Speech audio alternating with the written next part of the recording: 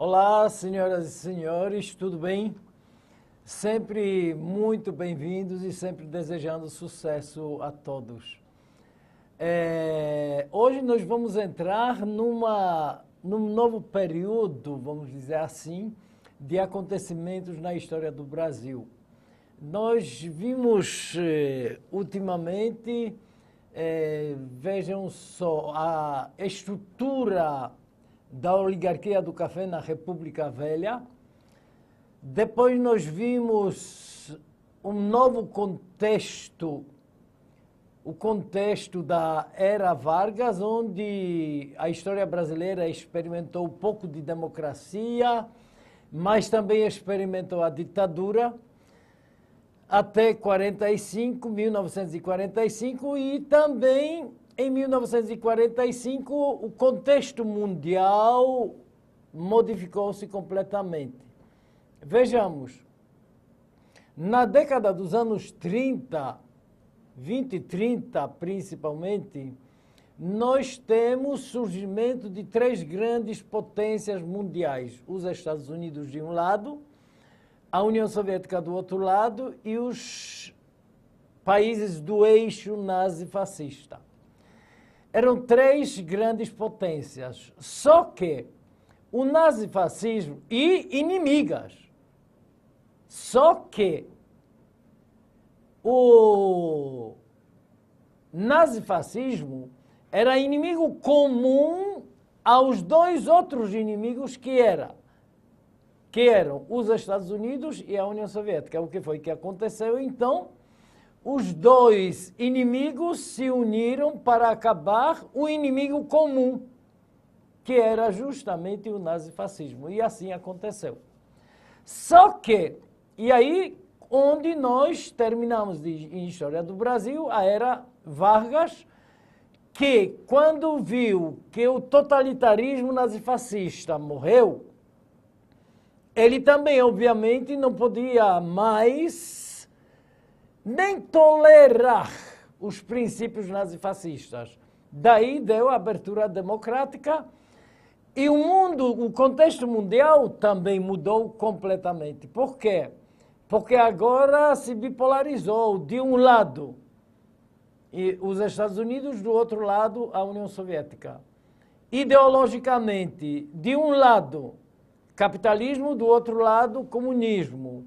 Mas e economicamente, na prática, como é que funcionava?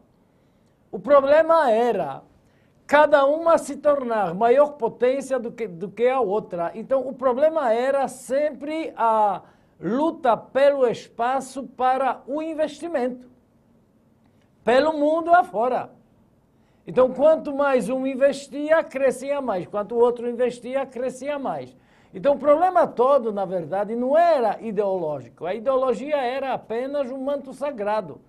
O problema todo era a questão econômica, para um ser melhor do que o outro. Para isso, havia necessidade de investimentos, ou seja, buscar cada vez mais áreas onde cada uma das potências pudesse investir cada vez mais.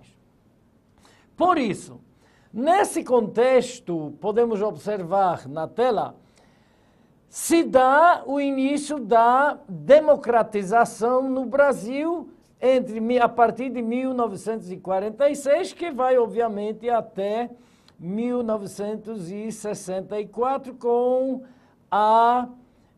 o início da ditadura militar. O que caracteriza esse período chamado de período democrático? Podemos acompanhar novamente. O primeiro presidente do chamado período democrático é Gaspar Dutra. Olhem aqui, por gentileza. Mas quem era Gaspar Dutra?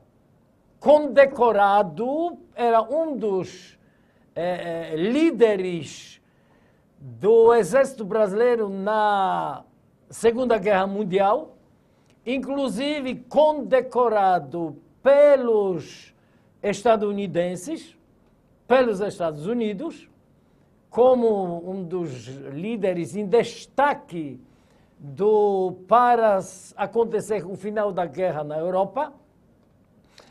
apoiado, obviamente, pelos Estados Unidos aqui no Brasil para ser eleito justamente o presidente. Qual era o contexto mundial a partir desse momento? Voltando então para a tela. Vejam só, os senhores, era Guerra Fria. Podemos observar no slide. Sim, mas o que era a Guerra Fria, olhando aqui para mim, por gentileza? Acabei de dizer, a disputa entre os Estados Unidos e a União Soviética em todos os contextos. Então, o que interessava? Adquirir cada vez maiores áreas de investimentos, como eu tinha dito para os senhores antes. Ora, o Brasil aparecia para os Estados Unidos um prato cheio para os investimentos. Por quê?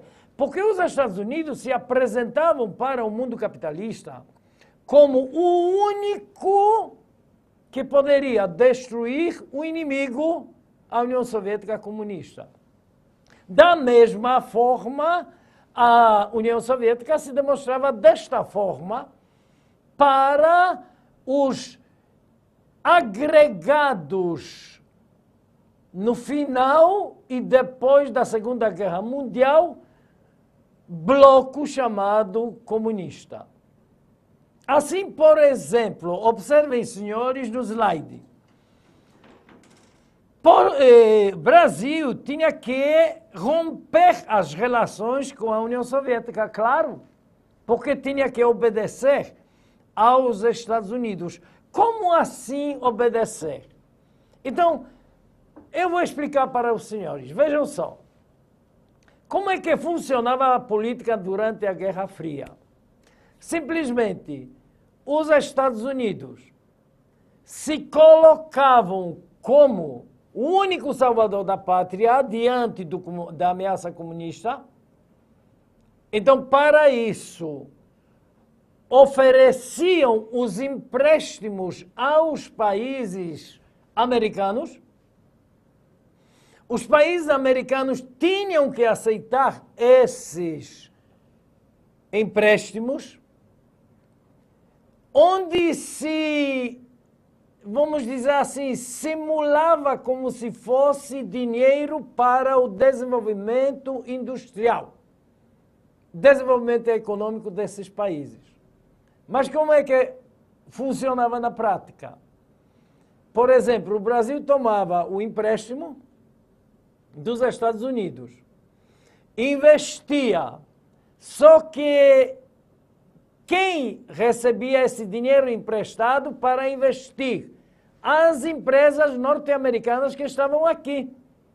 Então, o dinheiro do empréstimo ia para as empresas norte-americanas que investiam o dinheiro que não era deles, obviamente ganhavam os lucros, porque vendiam seus produtos, recebiam o dinheiro de volta e esse dinheiro enviavam para os Estados Unidos. Justamente assim, os Estados Unidos se potencializavam cada vez mais e nós nos endividávamos cada vez mais.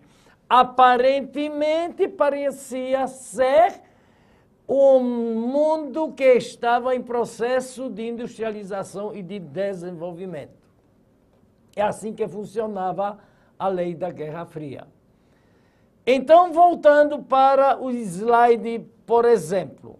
Claro que, consequentemente, o governo brasileiro foi obrigado a extinguir definitivamente o Partido Comunista Brasileiro diante dessa política. Além disso, com os empréstimos, criou, e aqui os senhores vão perceber justamente essa prática da política durante a Guerra Fria. Mas era a Guerra Fria. E aí o governo brasileiro criou um plano econômico chamado Plano SALT. Como é que ele funcionava? Seria feito o investimento, mas os senhores não esqueçam, só um minutinho aqui, por gentileza, Mas os senhores não esqueçam que o dinheiro para o investimento era o empréstimo vindo dos Estados Unidos. Então, voltando para o slide. O investimento na área de saúde, o investimento na área de transporte, claro, tudo isso o Brasil precisava.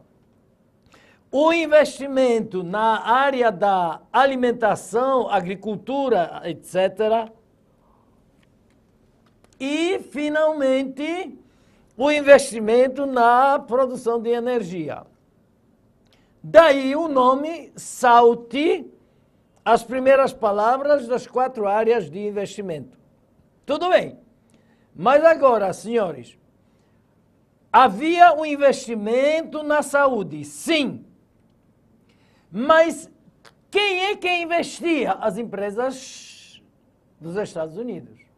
Havia investimento na alimentação, a área agropecuária de uma forma geral. Mas quem investia? Eram as empresas estadunidenses. Transportes. Realmente ocorreu investimento, mas quem investia?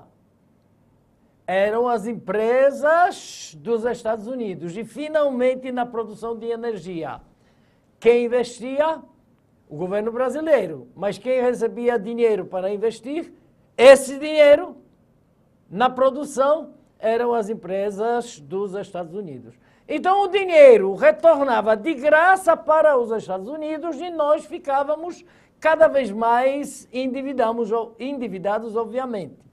Se a gente seguir o slide, nós vamos perceber o problema muito sério que se criou. Por quê? O que problema? O Brasil tinha, novamente, olha aqui por gentileza, o Brasil tinha que combater a inflação que crescia cada vez mais. Por que a inflação crescia? Ora, na verdade é simples.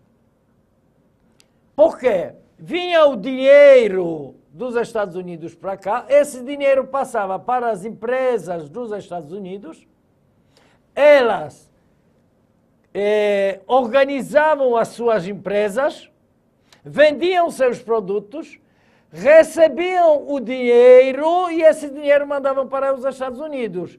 E isso quer dizer o quê? Que o nosso dinheiro reduzia cada vez mais e perdia cada vez mais o seu valor. Porque um montão acumulava-se cada vez mais para a potencialidade dos Estados Unidos. É assim que funcionava.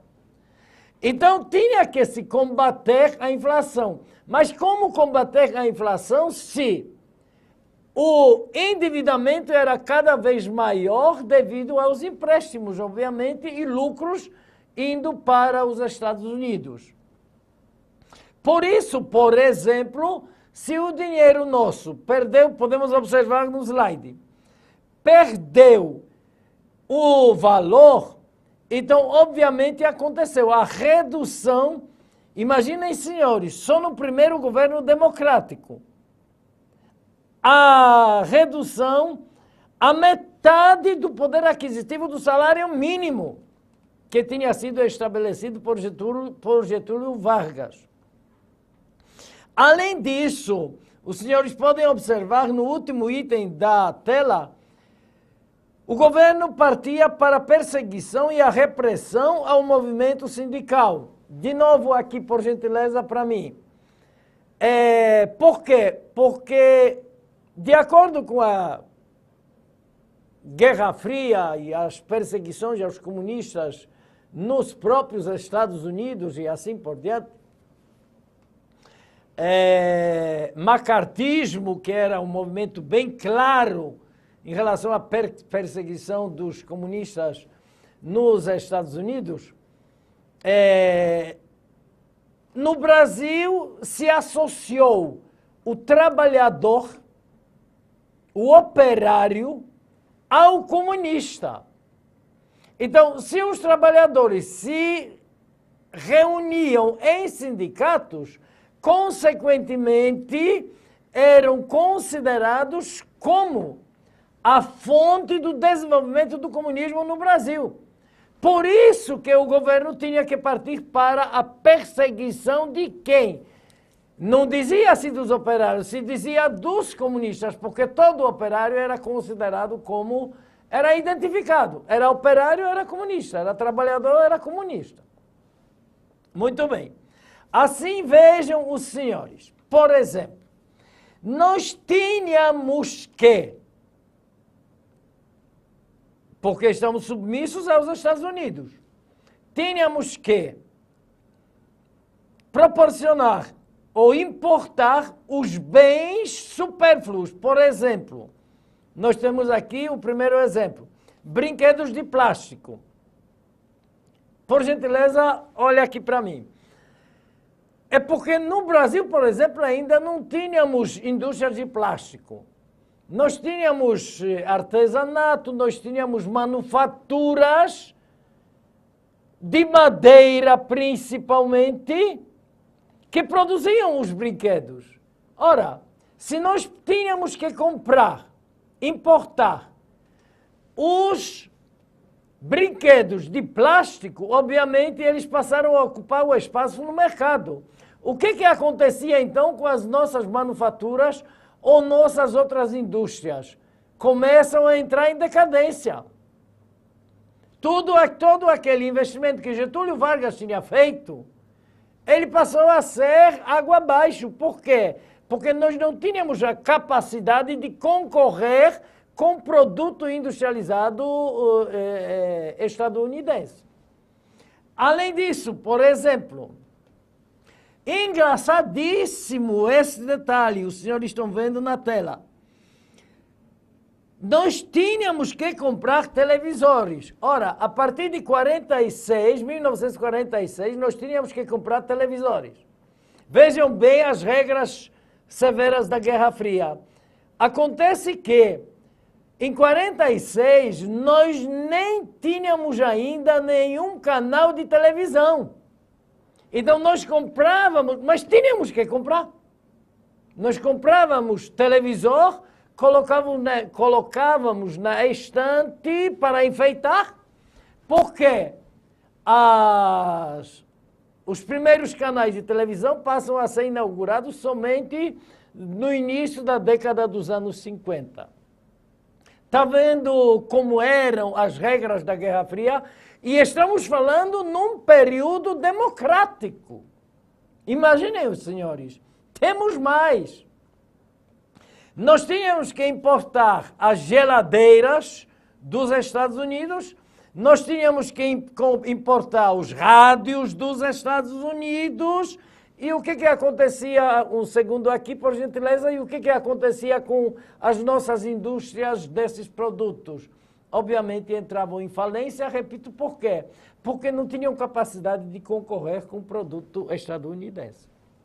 Então todo o investimento, repito, que Vargas fez, foi água abaixo. Por isso o dinheiro desvalorizou, por isso a inflação subiu, por isso o poder aquisitivo dos trabalhadores também caiu. Mas nós tínhamos que comprar supérfluos como meias de nylon, que naquela época nos Estados Unidos era uma super, mega, hiper novidade. Nós tínhamos que comprar os automóveis dos Estados Unidos. Ora, com isso, o que os senhores estão vendo? Falta de investimento no Brasil. Exatamente. Por quê? Aí os senhores vão dizer, não, mas não houve investimento, calma. Não foi o dinheiro brasileiro que com ele se investiu. Se investiu com dinheiro estrangeiro que voltava para os Estados Unidos e nós ficávamos endividados. Então, como é que poderia haver... Então, logicamente, não houve o investimento do dinheiro brasileiro no Brasil. Então, como é que o Brasil poderia crescer? Pelo contrário, só haviam todas aquele efeito dominó. Perfeito? O endividamento, a inflação, desvalorização do dinheiro, remuneração cada vez menor e assim sucessivamente. Bom, finalmente veio, agora eleito pelo voto, Getúlio Vargas, que vai assumir novamente o poder de 1951 até 1954.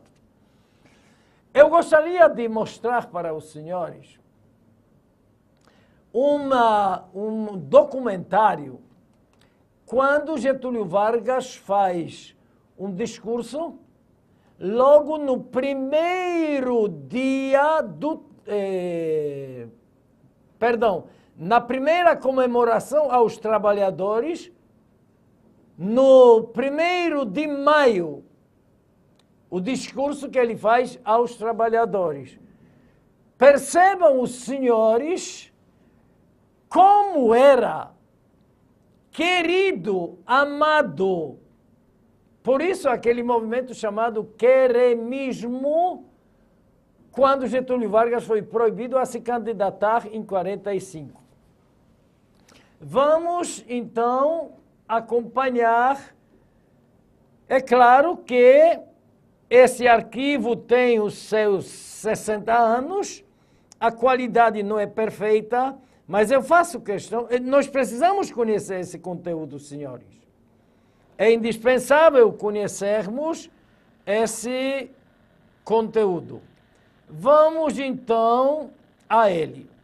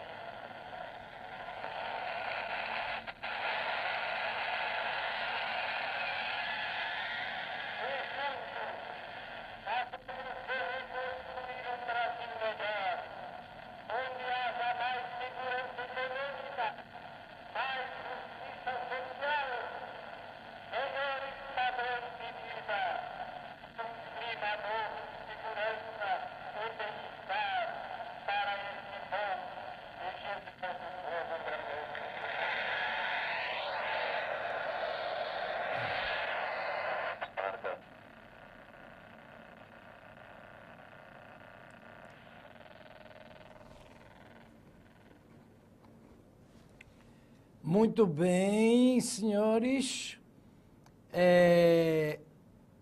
Os senhores poderiam, então, perceber primeiro, a popularidade de Getúlio Vargas. Segundo, o conteúdo. Claro, Vargas agora se apresenta como um democrata e ele sabia, de acordo com as circunstâncias, mudar completamente a sua personalidade e o comportamento. Quando era ditador, era um verdadeiro ditador. Quando era democrata, era um verdadeiro democrata. Pelo conteúdo do discurso, os senhores podem verificar. Só que observemos agora a tela. Ele tinha que, obviamente, apagar a imagem de um ditador e mostrar que ele era um estadista e, obviamente, democrata. Mas os senhores observem nesse segundo item. Qual era a preocupação exclusiva de Vargas no contexto econômico? Nacionalismo econômico. Olhem para mim, por gentileza. Como é que ele poderia se atrever em falar em nacionalismo econômico se era a Guerra Fria, que era para servir aos interesses dos Estados Unidos? E não pensar num individualismo econômico, nesse caso do Brasil.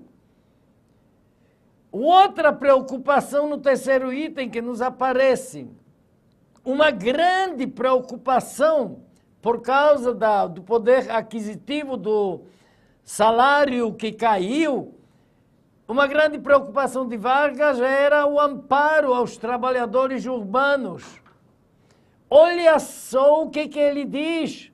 É preciso atacar a exploração das forças internacionais. Ele só não disse dos Estados Unidos. E concluiu, para o Brasil conquistar a independência econômica. Senhores, novamente olhem para cá. Brasil adquirir a independência econômica em pleno quadro da política da Guerra Fria. Os Estados Unidos estavam enlouquecendo, com certeza, com essas atitudes de Getúlio Vargas, que não foram de uma forma direta contra os Estados Unidos, foram de uma forma indireta a qualquer um que atrapalhasse a independência econômica do Brasil. Vejamos mais. Obviamente que passa a ser combatido, primeiro, pelas empresas estrangeiras. Ora, nós só tínhamos empresas estrangeiras aqui, como os senhores já ouviram na aula, durante a aula. Passa a ser combatido pelas forças políticas que defendiam os interesses das empresas estrangeiras, que só tinha elas aqui porque as nossas faliram. Por isso, a sociedade se dividiu entre os nacionalistas e os entreguistas. Só um segundo aqui, por gentileza, senhores. Quem eram nacionalistas? Aqueles que defendiam o nacionalismo de Vargas. E quem eram os entreguistas? Todos aqueles que, na verdade, não só serviam, eram financiados, pagos pelas empresas dos Estados Unidos para, estamos falando da classe política também, para criarem as leis que pudessem favorecer a entrada dos negócios e dos investimentos dos Estados Unidos no Brasil. Do ponto de vista nacionalista, traidores. Mas eram interesses da Guerra Fria, aos quais eles se venderam. Podemos observar mais. Nessa altura do campeonato, em 1953, os Estados Unidos já olhem aqui por gentileza, apropriaram do petróleo da Bolívia, da Venezuela. Quando Vargas tomou conhecimento disso, ele disse, chega, em 1953, 1963, na cara de pau, na cara dos Estados Unidos, cria a Petrobras. Isso quer dizer, o petróleo é nosso, aqui vocês não entram. Que cara de pau! Mais do que isso, também em 1953 ele criou a lei dos lucros extraordinários. Senhores, olhem aqui por gentileza, o que era essa lei? Passou a ser proibido as empresas estrangeiras no Brasil enviarem aos Estados Unidos os lucros que obtinham através dos seus investimentos. Imagine, em plena Guerra Fria, os Estados Unidos enlouqueciam. Voltando para nossa tela, claro que começou uma conspiração para a queda de Getúlio Vargas, porque não atendia aos interesses dos Estados Unidos, repito, em plena Guerra Fria do mundo. Por isso, no entanto, o objetivo de Vargas era a construção de uma verdadeira democracia social e econômica. Aliás, como ele mencionou no discurso que nós ouvimos. Finalmente, Vargas, vejam só, os Estados Unidos ficaram loucos. Por quê? O que Vargas fez? Os senhores já perceberam no slide? Deu aumento de 100% no salário mínimo, através do ministro João Goulart, do ministro do Trabalho. Vejam só, isso na verdade era para garantir que os lucros das empresas dos Estados Unidos não fossem enviadas para os Estados Unidos e sim fossem investidos, ou seja, repassados para os salários do trabalhador brasileiro que era explorado pelas tais empresas. Vargas, então, finalmente passa pelos entreguistas a ser acusado ainda de corrupto e ladrão. Resultado: teve um acontecimento rápido, atentado ao líder da oposição, violento contra Vargas, Carlos Lacerda, e aí Vargas foi acusado como o autor do atentado, finalmente isolado e exigido a classe política, aquela que se entregou aos interesses dos Estados Unidos, exige a renúncia. Ora, a renúncia e de repente há um suicídio de Vargas. Senhores, só um detalhezinho, os senhores estão vendo, essa arma é um 38, tem quantas balas? 4. Mas Vargas só andava com ele carregado completamente, então essa arma possui 6 balas. Ora, olha aqui para mim, por gentileza, como é que Vargas se suicidou? Estão faltando 2 balas, então primeiro ele se matou e depois atirou de novo para gastar a segunda bala.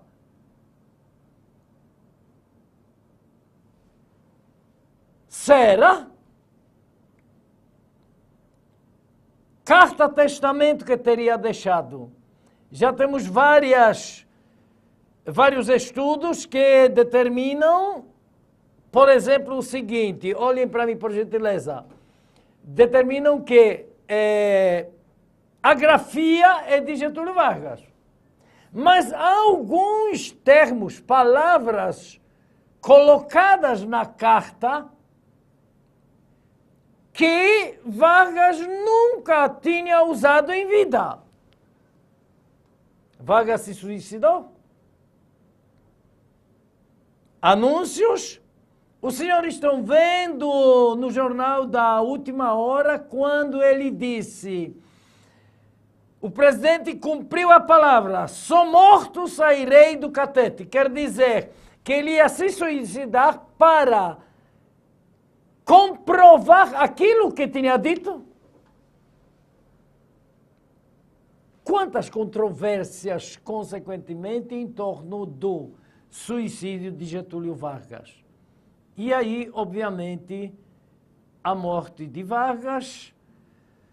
E assim terminamos o nosso encontro hoje. Mas ainda temos o outro período da Democrático, obviamente até 64. Por hoje é só, sempre um prazer imenso, sucesso sempre. Tchau, até a próxima.